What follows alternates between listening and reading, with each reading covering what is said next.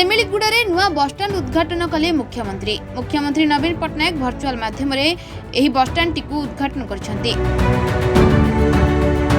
दीर्घ दिनरू अंचलवासी स्वप्न साकार होइछि।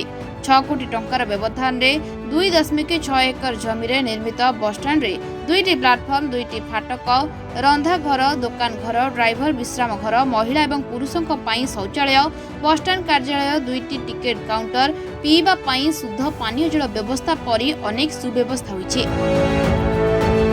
सेमिलीगुड़ा बसस्टाण्ड उद्घाटन होइथिबारु अंचलवासी बेस खुशी अनुभव करिसन्ते।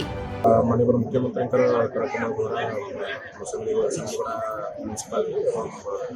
सुनाबड़ा म्यूनिसिपालिटी ब्लॉक में आम बस स्टैंड शुभ उद्घाटन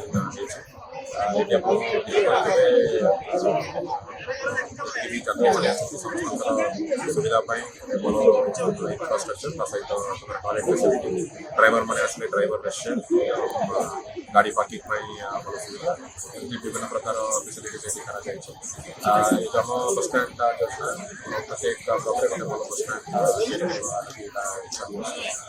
एवं ये लक्ष्मी जो प्रोसेस चलती तार गोटे टर्मिनाल हिसाब से काम कर आशा एवं विश्वास ये पदक्षेप जो आगामी दिन में भल भाव व्यवहार एवं सुविधा